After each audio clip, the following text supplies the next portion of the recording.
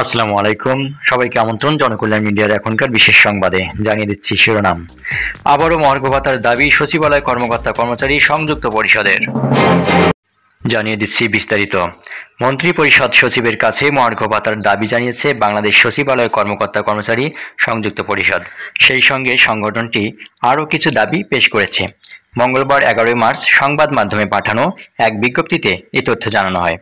বিজ্ঞপ্তিতে বলা হয়, বাংলাদেশ সচিবালয় কর্মকর্তা কর্মচারী সংযুক্ত পরিষদের পক্ষ থেকে মঙ্গলবার সকালে মন্ত্রী পরিষদ সচিবের সঙ্গে কিছু দাবি বাস্তবায়নের বিষয়ে আলোচনা হয়। আলোচনায় সচিবকে জানানো হয় যে জনপ্রশাসন মন্ত্রণালয়ে 24 ফেব্রুয়ারি অনুষ্ঠিত অভ্যন্তরীণ সমন্বয় সভার কার্যবিবরণীতে সঞ্জীবনী প্রশিক্ষণ বাতিল এবং ইনহাউস প্রশিক্ষণ 60 ঘন্টার পরিবর্তে 50 ঘন্টায় নামিয়ে আনা হয়েছে। সচিবালয়ের সব কর্মকর্তা কর্মচারী যখন মহার্ঘ ভাতার ঘোষণার অপেক্ষায় অধীর আগ্রহে দিন পার করছেন, তখন এমন একটি সিদ্ধান্ত তাদের মধ্যে মারাত্মক হতাশা এবং ক্ষোভের সৃষ্টি করেছে। বিষয়টি শিগগিরই পুনর্বহারের জন্য মন্ত্রী পরিষদ সচিবের একান্ত সহযোগিতা ও হস্তক্ষেপ কামনা করা হয়।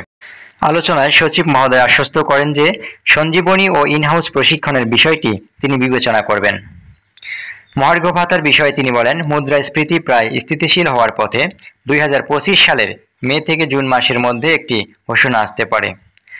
দর্শক, এই ছিল জনকল্যাণ মিডিয়ার এখনকার বিশেষ সংবাদ। পরবর্তী সংবাদের আপডেট জানতে চ্যানেলটি সাবস্ক্রাইব করুন, সাথেই থাকুন জনকল্যাণ মিডিয়ার। এতক্ষণ সঙ্গে থাকার জন্য সবাইকে ধন্যবাদ।